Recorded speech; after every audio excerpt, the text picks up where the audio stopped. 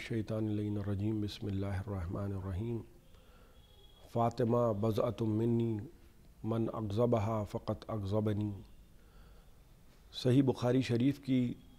जिस हदीस की तिलावत की है मैंने, ये हदीस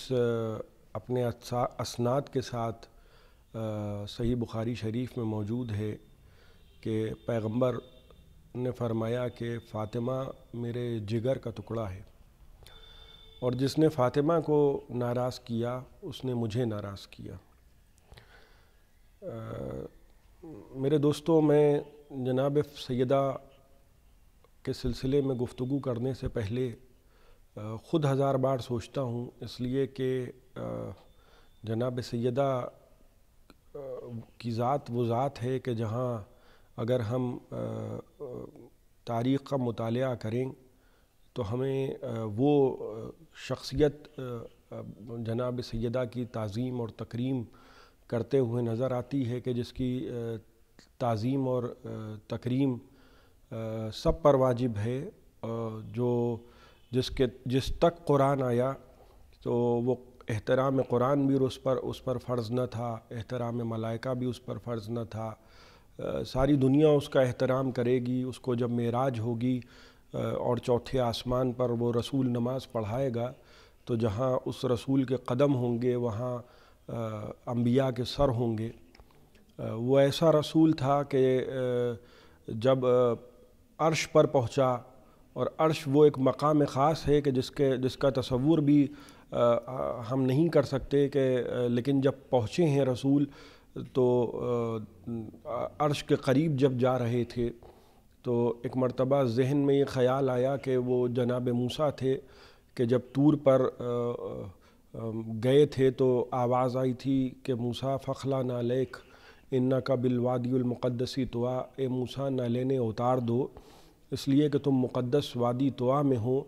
चाहा रसूल खुदा ने कि वो मूसा थे कि जिनको टोक दिया गया था, इससे पहले कि मुझे टोका जाए, मुझे रोका जाए, मैं ख़ुद क्यों ना नालेने उतार दूँ। चाहा कि नालेने उतारें, लेकिन एक आवाज़ आई कि ऐसे ही चले आओ। खुदा ये भी नहीं चाहता कि पैगंबर नालेने उतार के अर्श के करीब आए, और उस आवाज़ ने यह कहा कि अल्लाह चाहता है कि तुम इन नालों समेत आ जाओ। ले तशर्रफुल अर्श मिन गुबार नालेक, कि ताकि इस अर्श को तुम्हारे नालैनों से वाबस्ता ज़र्रों से शरफ़ मिल जाए। आप सोचें कि जिसके नालैनों से वाबस्ता ख़ाक अर्श की ज़ीनत हो, वो ख़ुद किस हस्ती, किस शख्सियत और किस फ़जीलत पर फ़ायज़ होगा। हम उसकी बेटी की बात कर रहे हैं कि जो अपनी बेटी का एहतराम कर रहा है, तो इसलिए नहीं एहतराम कर रहा है कि वो बेटी है, इसलिए कि अगर बेटी होने की निस्बत से रसूल खुदा जनाब सैयदा का एहतराम करते तो आज वो तमाम उम्मती जो रसूल खुदा की सुन्नत की दुहाई देते हैं उन पर ये फ़र्ज़ होता और उन पर ये लाजिम होता और ये वाजिब होता कि वो अपनी बेटियों का एहतराम करें, इसलिए कि ये सुन्नत रसूल है। लेकिन हम ये कहीं नहीं देखते कि कोई बाप अपनी बेटी का एहतराम कर रहा है। ये फ़क़त उस ख़ानदान में और एक ही ज़ात में नज़र आया कि जहाँ रसूल खुदा ये कह रहे हैं कि बज़अतुम मिन्नी, फ़ातिमा मेरा टुकड़ा है, मेरे जिगर का टुकड़ा है, और आधा हिस्सा है नबूवत का, आधा हिस्सा है रिसालत का। मुझे नहीं मालूम, ये उलमाए अहले सुन्नत का एक नज़रिया है कि रसूल खुदा की 4 बेटियां थीं। मैं बहस नहीं करता, ना किसी झगड़े का शौक़ है। ठीक है, उनके यहाँ जो रवायतें हैं उनको मुबारक हों, हमारे यहाँ जो रवायतें हैं हमको मुबारक हों। हमारा अक़ीदा हमारे साथ है, दूसरों का अक़ीदा उनके साथ है। हम किसी इल्मी मुबाहिसे के अलावा किसी झगड़े और लड़ाई की न कल गुंजाइश थी, न आज गुंजाइश है, न मुस्तक़बिल में कभी गुंजाइश है। वलो 4 बेटियां थीं, मगर किसी बेटी के मुताल्लिक़ हमें ये रवायतें कहीं नहीं मिलती, ना उलमाए अहले सुन्नत में मिलती हैं, ना ज़ाहिर है कि उलमाए शिया के यहाँ तो ये सिलसिला ही नहीं है कि 4 बेटियां थीं। लेकिन वो लोग के जो 3 बेटियां और मानते हैं, उनके वजूद को के कायल हैं, वो भी ये नहीं कह सकते कि जनाब सैयदा जैसी फ़जीलत उनको हासिल थी, इसलिए کہ نسل رسالت پناہ جس بیٹی سے آگے بڑھی، اور وہ بیٹی جناب سیدہ تھیں جن کے لیے رسول احترام میں اٹھ کے کھڑے ہو جاتے تھے، وہ بیٹی جناب سیدہ تھیں جن کو بضعۃ منی کا لقب ملا، وہ بیٹی جناب سیدہ تھیں جن کو ام ابیہا کہا، وہ بیٹی جناب سیدہ تھیں جن کے دروازے پر آ کر 9 مہینے السلام علیکم یا اہل بیت النبوہ کہہ کے سلام کیا، وہ بیٹی جناب سیدہ تھیں جن کے لیے یہ فرمایا کہ بیٹی یہ تمہارے دروازے کا شرف ہے کہ ملک الموت تمہارے دروازے پہ آ کے ٹھہر جاتا ہے، وہ بیٹی جناب سیدہ تھیں۔ اپنے تو فضیلتیں بیان کرتے کرتے تھک جاتے ہیں، ہم یہ بھی دیکھتے ہیں کہ یہودی آ کے یہ کہتے تھے کہ اللہ کے رسول اے محمد بن عبداللہ، ہم چاہتے ہیں کہ آپ کی بیٹی ہمارے گھر شادی میں تشریف لے آئیں تاکہ ہماری عزت میں اضافہ ہو۔ کبھی کبھی غیروں کا کردار ایسا ہوتا ہے کہ اپنوں کے لیے درس عبرت بن جاتا ہے۔ شاید اسی کے لیے علامہ اقبال نے کہا تھا کہ مسلمان ایسے جنہیں دیکھ کے شرمائیں یہود، کہ کبھی کبھی مسلمانوں کا کردار ایسا ہے کہ یہودی شرمائے جا رہے ہیں، اور غیر قوموں کا کردار اتنا اچھا ہو جاتا ہے کہ اپنوں کے کارنامے اس میں اجاگر ہو جاتے ہیں۔ بہرحال یہ جو بے شرف اور یہ جو فضیلت، یہ جو اہمیت جناب سیدہ کو رسول خدا دے رہے ہیں، یہ اس لیے نہیں ہے کہ بیٹی ہیں، بلکہ اس لیے یہ فضیلت اور یہ شرف یہ سب کچھ مل رہا ہے کہ آپ حجت خدا ہیں۔ اور جناب سیدہ کا فعل اس طرح سے حجت ہے کہ جیسے رسول خدا کا فعل حجت ہے، جیسے امیر المومنین کا فعل حجت ہے، یعنی ہم وہ تمام تر فضیلتیں جو امیر المومنین کی جس کسی کے بھی ذہن میں ہوں، وہ تمام تر فضیلتیں جناب سیدہ کے پاس ہیں۔ اس کی دلیل میرے پاس یہ ہے کہ کفو کہتے ہی اسے ہیں۔ پیغمبر نے فرمایا کہ اگر علی نہ ہوتے تو سیدہ کا کوئی کفو نہ ہوتا، کفو کہتے ہی اسے ہیں کہ جو برابر کا ہو، اور جب رسول خدا یہ کہہ دیں کہ اگر علی نہ ہوتے تو سیدہ کا کوئی کفو نہ ہوتا، یعنی جو مقام و منزلت امیر المومنین کی ہے وہی مقام و منزلت جناب سیدہ سلام اللہ علیہا کی ہے۔ اس کے علاوہ کسی اور خاتون کو وہ شرف و فضیلت کائنات میں من آدم الی آخرہا کسی کو وہ فضیلت و وہ شرف نہیں ملا جو جناب سیدہ کو ملا۔ اور جب شہزادی اس دنیا میں آئیں تو ماں بھی ایسی کہ جو جناب ختیجہ جیسی ماں، جو ایسی خاتون تھیں کہ جنہوں نے رسول کی اس وقت مدد کی، یعنی جس وقت بڑے بڑے جلیل القدر حضرات کے جن کا نام لیتے لیتے لوگ غش کے عالم میں مبتلا ہو جاتے ہیں، وہ لوگ ظاہر ہے کہ انسان کے حالات ہمیشہ ایک جیسے نہیں رہتے۔ جب ان کی بالکل ہی برے وقت سے اسلام گزر رہا تھا، جب مال و دولت اور فتوحات کا سلسلہ نہیں تھا، اس وقت وہ لوگ کہ جو کھانے کو محتاج تھے وہ جناب سیدہ کے دسترخوان پہ آ کے بیٹھتے تھے، اور جناب ختیجہ کے دسترخوان پہ آ کے بیٹھتے تھے۔ وہ دسترخوان کہ جو اسلام کا دسترخوان تھا، ابھی چند دن کے بعد دسترخوان امام حسن سجایا جائے گا۔ یہ دسترخوان اسی خاندان سے وابستہ رہا ہے کہ جہاں بیٹا جو ہے وہ کہ دسترخوان پر ایک سے ایک نعمتیں دکھائی دیتی ہیں، اور باپ ایسا ہے کہ جو جو کی سوکھی ہوئی روٹی اور نمک نوش فرما رہا ہے۔ جب دسترخوان پہ آ کے لوگ بیٹھتے تھے تو یہ جو دولت جناب سیدہ جناب ختیجہ نے صرف کی، یہ دولت رسول خدا کی دولت نہیں تھی، یہ دولت ان کی ذاتی دولت تھی، ذاتی ملکیت تھی، اور ان کو عرب کی رانی کہا جاتا ہے۔ اس لیے نہیں کہا جاتا کہ رسول اسلامی مملکت کے بادشاہ تھے، بلکہ اس لیے کہا جاتا ہے کہ جناب خویلد جو جناب ختیجہ کے والد تھے، وہ ایک بہت بڑے تاجر تھے، اور ان کی اپنی دولت تھی کہ جو پوری کی پوری دولت میراث میں جناب سیدہ کو ملی، جناب ختیجہ کو ملی، اور جناب ختیجہ نے وہ پوری کی پوری دولت صرف کر دی، یہاں تک کہ جناب ختیجہ کو جب کفن ملا، سوچئے کہ جو اتنی بڑی مالی اعتبار سے ایک پوری کی پوری اپنے آپ میں ان کی حیثیت ایسی تھی کہ جیسے ایک سلطنت کی کوئی رانی ہوتی ہے، اور وہ پوری کی پوری دولت اسلام پہ صرف کر دی۔ یعنی میں کیا عرض کروں کہ مال کمانا اور دولت مل جانا اور اس کے بعد صرف کرنا، یہ تو بہت سے لوگ کر سکتے ہیں، لیکن سب کچھ لٹا دینا، اور اتنا لٹا دینا کہ خود جب ان کو کفن ملا تو وہ کفن بھی ان کے حجم کے اعتبار سے مکمل نہ تھا۔ اگر سرہانے کی طرف سے کھینچا جاتا تھا تو پہتیانے سے کفن کم پڑ جاتا تھا۔ یہ جناب سیدہ کی والدہ ہیں، اور ماں کے احسان پر جو امت پلی ہو، ظاہر سی بات ہے کہ اگر وہ بیٹی سے، اور ایسی بیٹی سے کہ جس کا رسالت احترام کر رہی ہو، نبوت احترام کر رہی ہو، اگر نظریں پھیر لے تو بیٹی کو کتنی تکلیف ہوگی۔ اس کا احساس شاید وہ لوگ نہیں کر سکتے کہ جو کسی سماجی اور سیاسی مجبوری کی وجہ سے استخارے دیکھنے کے عادی ہوں، بلکہ ہم کو یہ یاد رکھنا چاہیے کہ جو کچھ بھی ہم تک آیا ہے اور جو کچھ بھی ہم کو ملا ہے اس دنیا اور اس آخرت میں، وہ سب کچھ جناب سیدہ کے طفیل ہے، اور یہ سب انہی کا صدقہ ہے کہ اور یہ کوئی جذباتی گفتگو نہیں ہے۔ یہ ہمارے یہاں جو روایتیں ہیں، جو عقیدہ ہے کہ پیغمبر فرما رہے ہیں کہ جس سے سیدہ راضی ہیں اس سے میں راضی ہوں، اور جس سے سیدہ ناراض ہیں اس سے میں ناراض ہوں۔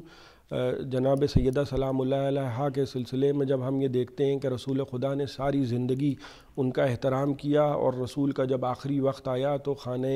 جناب سیدہ میں تشریف لائے اور زانو پہ سر رکھ کے جناب سیدہ کے لیٹ گئے اور کہا کہ بیٹی میرا آخری وقت قریب آ گیا ہے۔ اور وہ پورا ایک واقعہ کہ جب ملک الموت آ کے دروازے پہ ٹھہر گیا اور بار بار جب دستک ہوئی تو پیغمبر نے فرمایا کہ میری بیٹی رو نہیں، یہ تو تمہارے دروازے کا شرف ہے کہ ملک الموت جو کہیں نہیں رکتا، جس کو کہیں اجازت لینے کی ضرورت نہیں ہے، وہ تمہارے دروازے پہ آ کے رک گیا ہے۔ ہم اگر جناب سیدہ کی پوری زندگی پہ غور کریں تو امت کو یہ بات سوچنا چاہیے کہ وہ کون سے اسباب تھے، وہ کون سے عوامل درپیش ہوئے کہ جو ایک ایسی بیٹی کہ جس کی اگر ہم زندگی اٹھا کے دیکھیں تو فقط وہ 18 برس کی زندگی ہے، اور ظاہر سی بات ہے اگر ہم کو کوئی خبر ملے کسی کے بارے میں، کسی نوجوان کے بارے میں کہ بھئی کسی کا انتقال ہو گیا، تو لوگ فوراً یہ پوچھتے ہیں کہ کیسے، کیا ہوا، اس لیے کہ اگر عمر کم ہو اور خدا نخواستہ 1000 قرآن درمیان کوئی اس دنیا سے گزر جائے تو لوگوں کو ایک اچانک ایک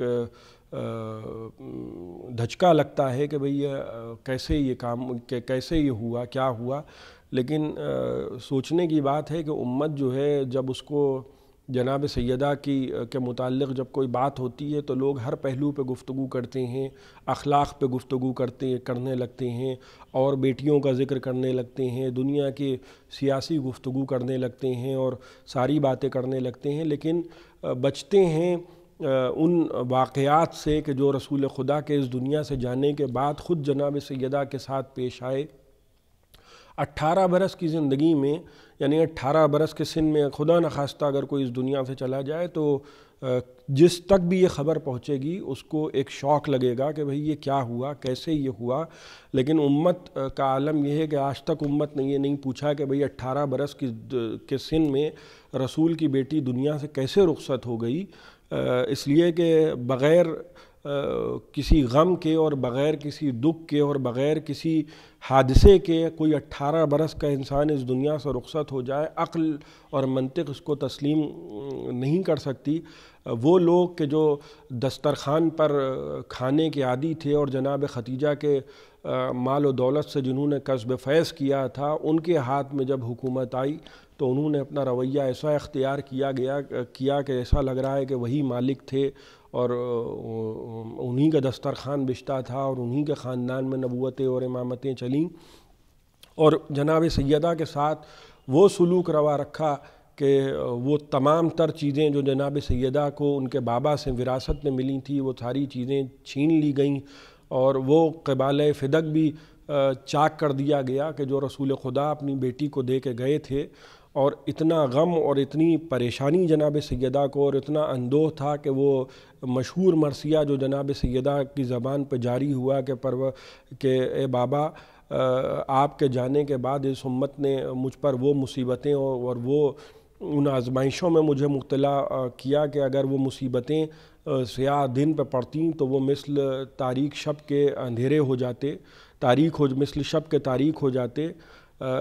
یہ جو امت کا طریقہ کار رہا، اور جناب سیدہ کے سلسلے میں صحیح بخاری شریف سے لے کے صحیح مسلم شریف سے لے کے تمام تر اہل سنت کتابوں میں، اور ظاہر ہے کہ شیعہ مصادر تو سب کھلے ہوئے ہیں، تمام تر کتابوں میں یہ ملتا ہے کہ جناب سیدہ کچھ ایک چند لوگوں سے اتنا ناراض رہیں کہ جناب سیدہ نے اپنی وصیت میں کہا کہ یا علی فلاں فلاں میرے جنازے میں شریک نہ ہوں، اور جب تک جناب سیدہ زندہ رہیں تب تک کہ ان لوگوں سے کلام نہ کیا، نہ ان کے سلام کا جواب دیا۔ اب آج کے زمانے میں ہو سکتا ہے کہ کہیں کوئی مصلحت کا اور کسی خوش اخلاقی کا مظاہرہ کرنے کی وجہ سے کچھ بھی بیان کر دے، لیکن حقیقت وہی ہے کہ جو ہم نے دیکھی کہ جناب سیدہ کا دروازے پہ آگ لگائی گئی، دروازے کو جلایا گیا، شہادت جناب سیدہ کی اس کی وجہ سے رونما ہوئی، جناب محسن کی شہادت ہوئی۔ اور اگر پردہ ڈالا جائے تو پردہ ڈالنے کو کوئی اس پہ پردہ نہیں ڈال سکتا، اس لیے کہ کچھ واقعات اتنے اجاگر اور اتنے روشن ہوتے ہیں کہ ان سے انسان بچ نہیں سکتا۔ ظاہر سی بات ہے کہ قاتل جو ہوتے ہیں اور قاتل کی جو اولادیں ہوتی ہیں اور ان کے جو ورثاء ہوتے ہیں وہ ہمیشہ یہ چاہتے ہیں کہ ان واقعات کا اور ان ظلم و ستم کا ذکر نہ کیا جائے۔ اسی لیے جب ہم محرم مناتے ہیں تو بہت سے لوگوں کو یہ بھی ناگوار اسی لیے گزرتا ہے کہ وہ چاہتے ہی نہیں ہیں کہ اس موضوع پہ گفتگو کی جائے یا اس موضوع پہ کوئی بات کی جائے، اس لیے کہ ہم تو سید الشہداء کا غم منا رہے ہیں، لیکن جو یزید کے چاہنے ماننے والے ہیں وہ چاہتے ہیں کہ اس کو دو شہزادوں کی جنگ منا کے پیش کر دیا جائے، یا اگر ہم یہ ذکر کریں کہ بھئی امیر المومنین سے کوئی آ کے لڑا تو فوراً ایک چاہنے والا طبقہ یہ کہتا ہے کہ نہیں صاحب فلاں صاحب تو کاتب وحی تھے اور ان کے بارے میں آپ کیوں گفتگو کر رہے ہیں۔ یہ جو فضیلتیں بیان کی جاتی ہیں کہ وہ کاتب وحی تھے یا وہ دو شہزادوں کی جنگ، یہ سب کچھ ہوتا اس لیے ہے کہ کہیں نہ کہیں شجرے اور محبتیں وہاں سے وابستہ ہیں، اور وہ چاہتے ہیں کہ کوئی شرف ان کو دے دو تاکہ اس شرف کے طفیل ان کو بچایا جا سکے۔ رسول خدا سے ساری زندگی ابو سفیان نے جنگیں لڑیں اور بدترین دشمنوں میں اس کا شمار ہوتا تھا، لیکن ایک مرتبہ کیا ہوا کہ امت نے کہا کہ نہیں وہ تو کلمہ پڑھ کے مسلمان ہو گیا اور لہٰذا اس کو کچھ نہ کہا جائے، اور مسلم کی حرمت جو ہے وہ مسلم پر واجب ہے اور اس کو برا نہ کہنا چاہیے۔ تو یہ ہوتا یہ ہے، اور طریقہ اور اسلوب یہ بنایا گیا کہ جو دشمن ہیں، بدترین آل محمد کا دشمن، رسول خدا کا دشمن، اس کو فوراً ایک تمغہ دے دو تاکہ یہ ہو کہ صاحب یہ اب یہ دیکھیے یہ ہو گیا ہے، لہٰذا اب ان کو کچھ نہ کہیے۔ یہی سلسلہ لوگوں نے ابو سفیان کے ساتھ اختیار کیا کہ رسول وہ مسلمان ہو گیا تھا لہٰذا اس کو کچھ نہ کہیے۔ امیر شام نے ساری زندگی امیر المومنین سے جنگیں لڑیں، 70,000 ممبروں سے امیر المومنین پہ تبرہ ہوتا رہا، بنی امیہ نے بدترین سلوک روا رکھا، لیکن پتہ چلا کہ صاحب امیر شام کاتب وحی ہیں، ان کو برا نہ کہیے، اور وہ مجتہد ہیں اور ظاہر ہے کہ انہوں نے اجتہاد فرمایا اور غلطی کر دی۔ انہی سب باتوں سے چڑ کے غالب نے بھی کہا کہ یہ اجتہاد عجب ہے کہ دشمن دین علی سے آ کے لڑے اور خطا کہے اس کو، یزید کو تو نہ تھا اجتہاد کا پایا، برا نہ مانیے اگر ہم برا کہیں اس کو۔ اس زمانے میں بھی اس طرح کے لوگ تھے کہ اگر یزید کو برا کہا جا رہا ہے تو برا مانے جا رہے ہیں کہ نہیں صاحب یزید کو برا نہ کہیے۔ اصل میں ہوتا یہ ہے کہ جب ہم یزید کو برا کہتے ہیں تو لوگ ڈرتے یہ ہیں کہ صاحب ابھی تو یہ یزید کو برا کہہ رہے ہیں، ابھی یہ یزید کے خاندان پہ آ جائیں گے، یا یزید کے ماں باپ کو برا کہیں گے اور پھر دادا دادی کو برا کہیں گے۔ تو اس پورے شجرے کو بچانے کے لیے جو ایک گروہ پورا تیار ہو گیا، اور اس نے فوراً یہ کیا کہ نہیں صاحب یہ آپ کا طریقہ غلط ہے، اور صاحب ہم تو جو ہے وہ زندہ جاوید کا ماتم نہیں کرتے، جو اللہ نے چاہا وہ ہوا۔ یہ ایک طریقہ کار اور ایک اسلوب یہ بنایا گیا کہ پیغمبر کی ایک مشہور و معروف حدیث ہے، میں جلدی اس کی طرف اشارہ کروں کہ پیغمبر نے یہ فرمایا تھا کہ جناب عمار یاسر کے بارے میں، جن کا مزار سیریا کے شہر رقہ میں ہے، جنگ صفین میں امیر المومنین کے ساتھ شریک ہوئے تھے اور وہیں شہادت واقع ہوئی۔ پیغمبر نے فرمایا تھا کہ یا عمار تقتلک فیۃ الباغیہ، اے عمار تم کو ایک باغی گروہ قتل کرے گا۔ اور اتنی واضح حدیث تھی کہ جیسے ہی جناب عمار یاسر کو امیر المومنین کے لشکر میں عمر عاص نے دیکھا تو یہ خبر جیسے ہی امیر شام کے لشکر میں پہلی ایک کوہرام مچ گیا کہ بھئی اب تو یہ ثابت ہو گیا کہ ہم باغی ہیں، اس لیے کہ سب نے سنا ہے، بہت مشہور حدیث ہے، رسول خدا کی حدیث ہے کہ یا عمار تقتلک فیۃ الباغیہ، عمار تم کو باغی گروہ قتل کرے گا۔ فوراً ہی بات کو چھپانے کی کوشش کی گئی کہ نہیں ابھی اس کا ذکر مت کرو، ابھی اس موضوع پہ گفتگو نہ کرو۔ دیکھیے ہیلے بہانے کیا ہوتے ہیں اور مکاریاں اور عیاریاں کیا ہوتی ہیں، جس کو بہت سے لوگ ایک ہنر سمجھتے ہیں کہ گویا انہوں نے کسی کو جو ہے وہ مکاری سے مات دے دی تو اس کو اب مکاریوں کو سیاست کا نام دیا جاتا ہے۔ فوراً کہنے لگے نہیں اس موضوع پہ بات نہ کی جائے، اور جیسے ہی امیر المومنین کے ساتھ لڑتے لڑتے جناب عمار یاسر شہید ہوئے تو جیسے ہی شہادت کی، جناب عمار کی شہادت کی خبر لے کر قاصد امیر شام کے پاس آیا، ایک مرتبہ وہ مکاری، وہ عیاری جو ایک خاصہ رہی ہے خاندان بنی امیہ کا، کہنے لگے کہ ہم نے کہاں قتل کیا ہے، یہ تو ان کے قاتل تو علی ہیں، اس لیے کہ میدان جنگ میں تو لے کے علی ہی آئے تھے۔ فوراً جو ہے جس کو کہا جاتا ہے کہ صاحب خطا اجتہادی تھی، یہ اجتہاد فرمایا کہ کہہ دو کہ یہ قاتل تو علی ہیں، اس لیے کہ لے کے تو وہی آئے تھے۔ جیسے ہی یہ خبر امیر المومنین کو پہنچی تو امیر المومنین نے فرمایا کہ بھئی عجیب بات ہے، تو اس کے معنی یہ کہ کیا جناب حمزہ کے قاتل معاذ اللہ رسول خدا تھے، اس لیے کہ میدان جنگ میں لے کے تو وہی آئے تھے۔ تو اپنی بغاوت کو، اپنے ظلم کو، اپنے تشدد کو چھپانے کے لیے ایک حربہ اور ایک طریقہ یہ اپنایا جاتا ہے کہ فوراً تمغے بانٹ دو، تاکہ یہ ہو کہ صاحب اگر انہوں نے کیا نہیں تو آپ ان کے متعلق گفتگو اس لیے نہ کیجئے کہ وہ تو انہوں نے تو وحی کی کتابت کی ہے۔ یعنی رسول خدا کے متعلق اگر کوئی کچھ کہہ دے تو اتنا برا نہیں لگتا ہے لوگوں کو، جتنا پتہ چلا کہ صاحب ایک تمغہ کہ صاحب کاتب وحی ہیں اور دنیا کے عہدے بانٹے جاتے ہیں۔ اسی طریقے سے اصل مسئلہ یہ ہوتا ہے کہ ہم یہ دیکھیں کہ صاحب کس نے کون کیا ہے یہ نہ دیکھا جائے، بلکہ یہ دیکھا جائے کہ کس نے کیا کیا ہے۔ اصل بات یہ ہے کہ ہم یہ دیکھیں کہ وہ کون لوگ تھے جنہوں نے جناب سیدہ کے دروازے پر آگ لگائی، وہ کون لوگ تھے کہ جن سے جناب سیدہ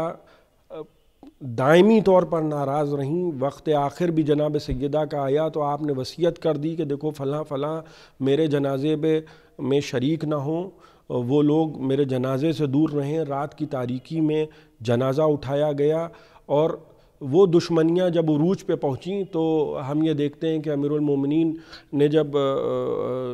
قبر بنی ہے تو اس قبر کا نشان بھی کسی کو معلوم نہیں تھا، اس لیے کہ ظاہر ہے کہ جو لوگ زندگی میں کامیاب نہ ہو پائے ان کو قبریں بری لگنے لگیں، وہ چاہتے تھے کہ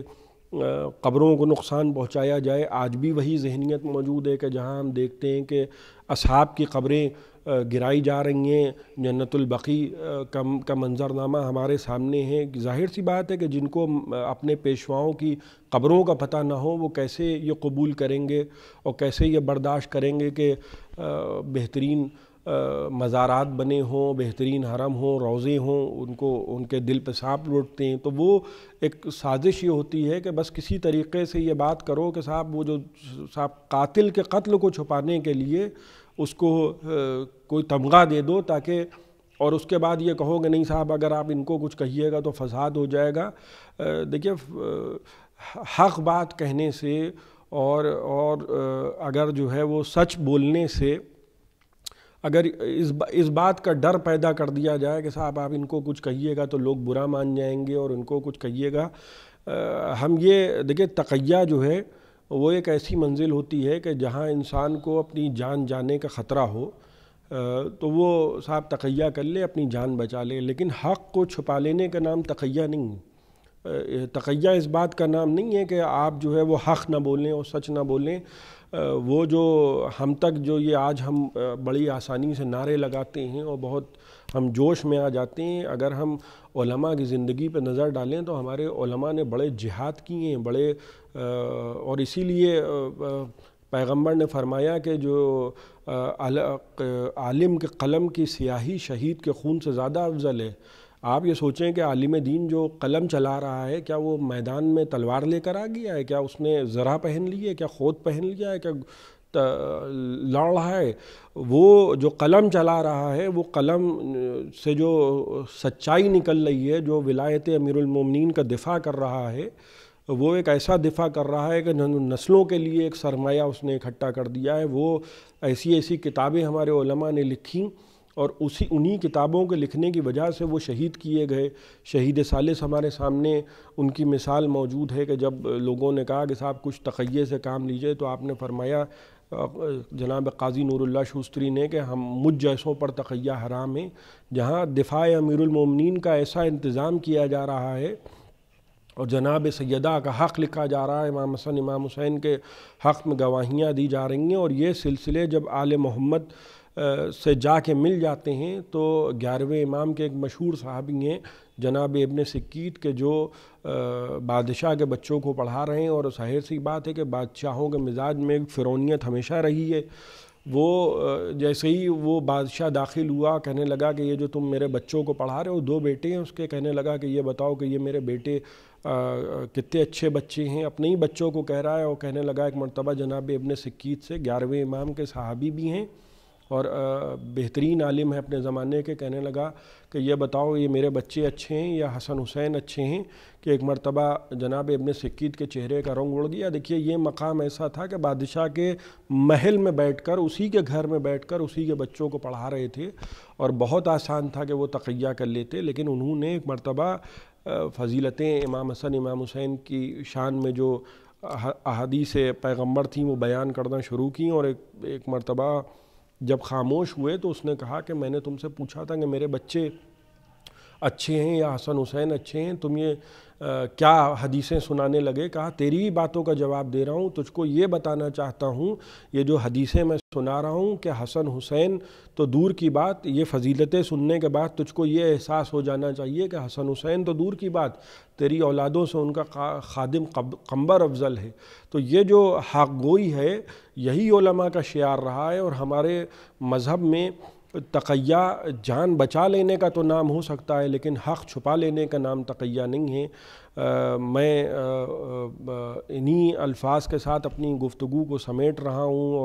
اور آخر میں بس میں یہ گزارش کروں گا کہ ہمیں جناب سیدہ کے سلسلے میں بہت محتاط رہنے کی ضرورت ہے، اور بہت غور و فکر کرنے کی ضرورت ہے، اس لیے کہ جب ہم اپنی ماؤں کے سلسلے میں اتنا زیادہ محتاط ہوتے ہیں کہ کسی کا ایک جملہ، اگر کسی نے خدا نخواستہ کسی کی والدہ کے بارے میں کسی نے ایک جملہ کہہ دیا تو انسان آپے سے باہر ہو جاتا ہے، تو ہم کو یہ سوچنا چاہیے کہ جناب سیدہ کسی اور کی ماں نہیں ہے، بلکہ امام حسن امام حسین کی ماں ہیں، اور انہی کے بچوں کی میراث جنت ہے، اور وہ اگر وہاں جانے کا کوئی خواہش مند ہے تو یہ سمجھ لے کہ اسی خاندان کے طفیل جنت جا سکتا ہے، اور جناب سیدہ کے سلسلے میں اگر کسی نے ذرہ برابر بھی ان کے دشمن سے معاذ اللہ ذرا سا ایک جس کو انگلش میں کہتے ہیں انگریزی میں کہ سافٹ کارنر، اگر ذرا سا بھی کسی کے دل میں پیدا ہو جائے، ایک نرم گوشہ آ جائے، تو اس کو توبہ کرنا چاہیے، اس کو یہ سوچنا چاہیے کہ اگر میرے دل میں جناب سیدہ کسی بھی وجہ سے ہو، سیاسی اعتبار سے، سماجی اعتبار سے، اخلاقی اعتبار سے، کسی کو سنانے کے لیے اگر کوئی ایک نرم گوشہ یا ایک نرم جملہ جناب سیدہ کے دشمنوں کی طرف سے آ جائے، تو انسان کو فوراً اپنا محاسبہ کرنا چاہیے، جیسا کہ امیر المومنین نے فرمایا نہج البلاغہ میں کہ حاسب نفسک لنفسک، اپنے نفس کا محاسبہ خود کرو، اس لیے کہ دوسروں کا محاسبہ کرنے والا خدا ہے۔ انہی جملوں کے ساتھ میں آپ تمام حضرات سے اجازت کا طلبگار ہوں، وآخر دعوانا والحمدللہ رب العالمین۔